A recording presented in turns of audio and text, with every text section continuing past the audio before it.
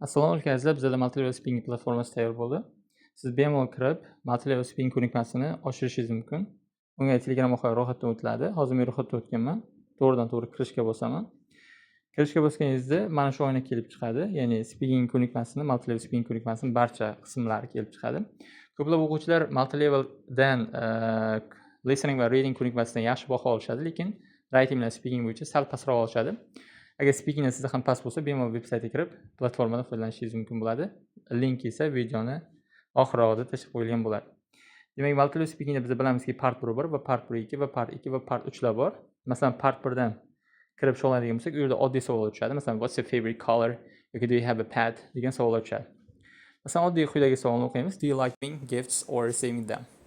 Savol berish xotirasizmi yoki qabul qilish xotirasizmi deb. Demak, siz savolga javob berasiz va 5 soniya ichida o'qib olishingiz kerak bo'ladi va 30 soniya javob berishingizga vaqt beriladi. Va o'sha 30 soniya davomida gapingiz, ovozlaringiz yozib olinadi va oxirida 3 ta savol tugagandan so'ng so'ngchilik sizni bahoyingizni chiqarib beradi oxirida. Demak, part 1 bilamiz, part 2 esa ikkita surat beriladi, siz taqqoslashingiz kerak bo'ladi. Ya'ni what is seen in this picture, suratlarni nimani ko'ryapsiz deyiladi. 10 soniya beriladi va gapirishingiz kerak bo'ladi. Xo'p, part 2 ga kiradigan bo'lsak, part 2 da bilamizki 3 ta savol beriladi. 3 ta savolga 1 daqiqa beriladi. Tayyorlanishingiz kerak. Part 3 da ham xuddi shunday bo'ladi. Pros and cons. Bu telefon versiyada, bemalol siz kompyuter versiyada ham tayyorlansangiz bo'ladi. Kompyuter versiyasi mana shu ko'rinishda bo'ladi. Xo'p. Asosiy menyuda ham kompyuter versiyada mana shu ko'rinishda bo'ladi.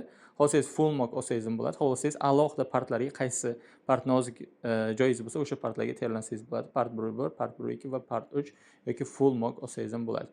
Mock bo'lganingizdan keyin natijalar bo'linmaga bo'lsangiz, natijangizni keyinchalik so'nggi baholab bergan bo'ladi va ko'rishga bossangiz, o'sha natijalaringizni bemalol ko'rsangiz bo'ladi.